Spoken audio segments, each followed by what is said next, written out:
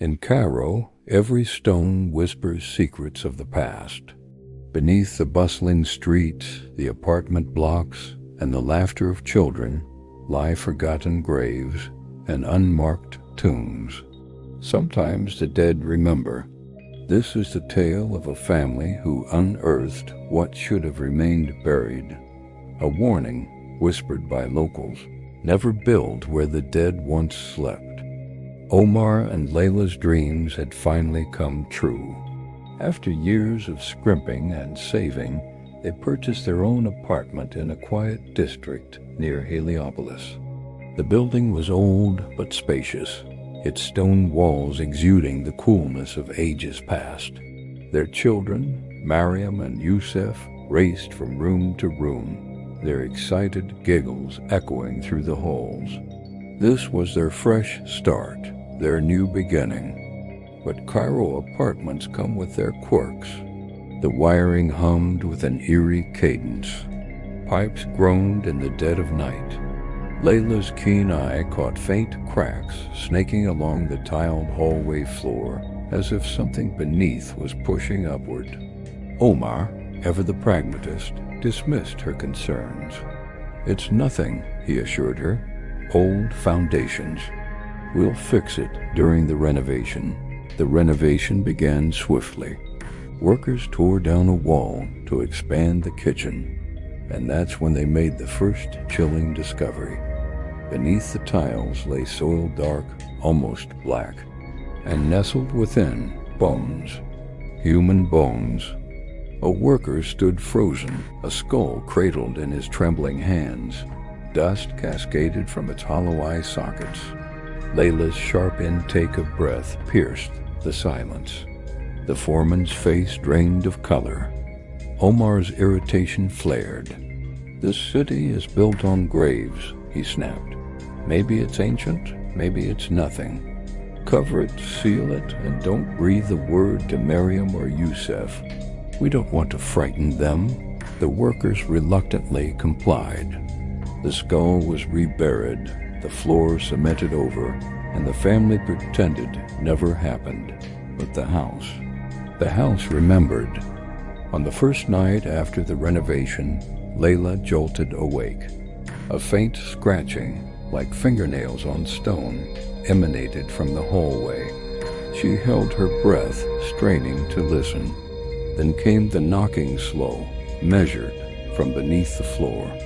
Youssef began having nightmares. He'd wake screaming, insisting someone was calling his name from the cracks in the tiles. Mariam, ever the inquisitive one, started recording strange sounds with her phone late at night. Static crackled, then whispers emerged, voices speaking in archaic Arabic, too faint to fully comprehend. Sometimes she swore they uttered her name. One evening, Layla discovered her son kneeling in the hallway, his ear pressed to the floor. "Mama," he whispered, eyes wide, "they're asking me to play with them." The children under the house. Layla yanked him back, horror etched across her face. The house grew colder. Lights flickered ominously. At night, wet footprints materialized along the tiles, leading from the hallway toward the children's room. Mariam began to change. She grew obsessed with the recordings, staying up all night replaying the whispers. She claimed the voices weren't angry, they were lonely, forgotten.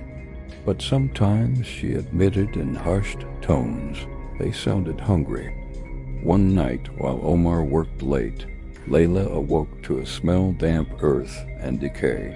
She crept into the hallway and froze. The tiles were cracking.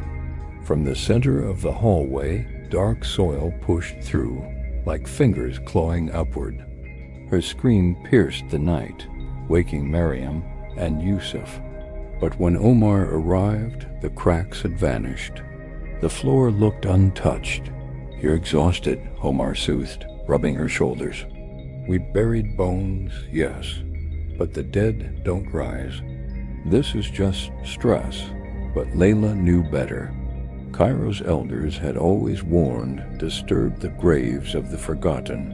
and they will come to reclaim what's theirs. Youssef stopped eating. He grew pale, distant. Sometimes Layla would catch him standing in the dark hallway, whispering back to the floor.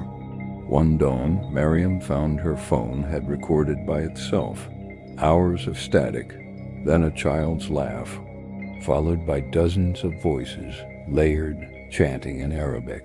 "Return to us. Return to us. Return." That night, the family heard it together, the knocking, the whispers, the cries, and then screams. Human screams echoing from beneath the floor, as though hundreds of trapped souls were calling out. The tiles bulged upward, as though something massive was pushing to break through. Omar finally broke. Fear twisted his face. "We should never have sealed them," he cried. "We should have left this place." The final night came during a power outage. The building was plunged into darkness. The family huddled together in the living room, candles flickering. Then they heard it cracks spreading through the tiles. The floor split. Soil erupted upward, and from beneath crawled figures, half-formed bodies, their skin gray, their eyes hollow, mouths filled with dirt, spilling whispers like wind through a crypt. Some were missing limbs, dragging themselves forward. Others looked like children, their skulls crushed, their arms reaching out for Youssef. The family screamed. Omar grabbed his children, pulling them back, but more and more figures rose. The room filled with the dead.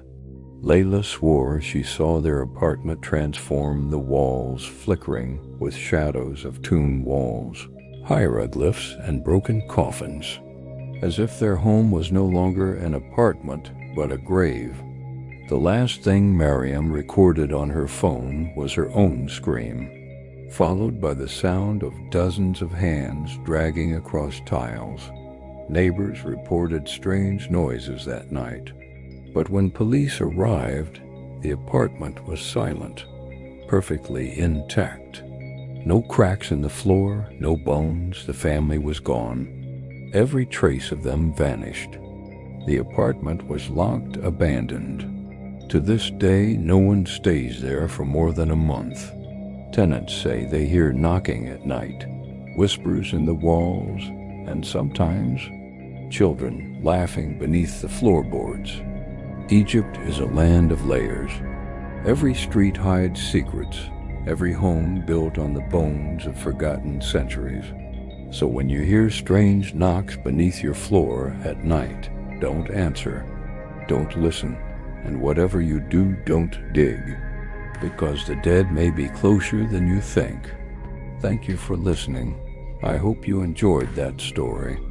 If you did, please subscribe Dark Whisper AI. Leave a comment. The next episode will be up soon, don't miss. Goodbye.